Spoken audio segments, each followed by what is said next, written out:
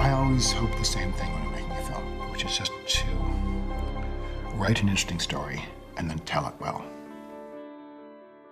I like to write about things I don't understand, or things that confuse me. And so I thought, relationships. Stop. Oh. Basically, I wanted to explore the beginning, middle, and end of a relationship. And those three stories that play out along those lines. Julia, you tried to hurt him. Third person is three intersecting stories. One is set in Paris, one is set in Rome, one is set in New York. And each story represents, in a very broad sense, different aspects of a relationship. Yes, I have the fucking designs. Why don't we just skywrite this conversation? The Rome story is the beginning, early phase of a relationship when two people meet and trust is just beginning to blossom. Mi vuoi fare la foto? Adrian Brody, who plays an American businessman, is stuck in Rome an extra day and goes into a cafe and meets Moran Atias. It's a beautiful writing piece and obviously wonderful material for an actor. And the interplay between the stories and the nuances of the characters and the complexity of balancing humor and drama and sadness is lovely. And it's something I'm very attracted to, and it's what I look for. She has lips like her mother. Working with Adrian was fantastic. Obviously, he's an actor with a lot of experience. So just seeing how he bring his naturalism into the technical work was very educating for me. She does meet somebody that is completely different than any other man she met in her life, and he brings up certain questions that she didn't want to ask even herself. The Paris story is the spine of the entire movie. It's the story that holds the other two stories together. You want to tell me what this is about? Oh, don't be pathetic. Who are you meeting? A friend. What, a male friend? I'm not your fucking child. I play a successful writer called Michael Leary,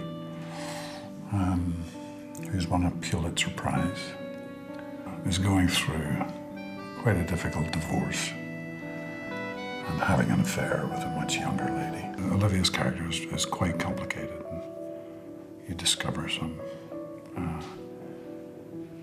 quite a nasty thing about her later on in the film. Anna is Michael, played by Liam Neeson's kind of protege.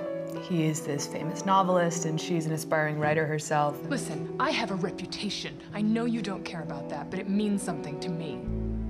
Ultimately, she's in love with Michael and has a kind of an obsession with him at the same time as a real romantic love for him. The New York story is the end of a relationship.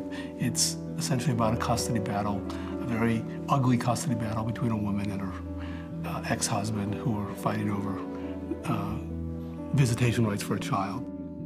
She's accused of trying to kill her child. And then on top of that, there's an immense amount of emotional turmoil between. She's so sweet and so nice and so means well, but she's always late. Like, if a person can make a right or a left, she always makes the wrong choice. And it's not on purpose, so you can't blame her for it.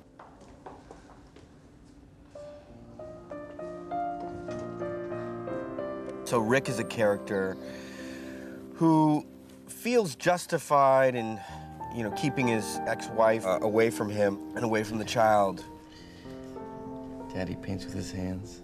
Don't like it. In other ways, he's maybe doing the child harm because Rick is not the most equipped person to be a father. He's consumed by his work and his painting, and I think that's Paul's way of exploring this dilemma a lot of people have and a lot of creative people have of, you know, balancing work and family. I get along very well with Paul. He's got a strange mixture of intensity and fun. He's very good with actors. He always has good scripts. He's a great writer.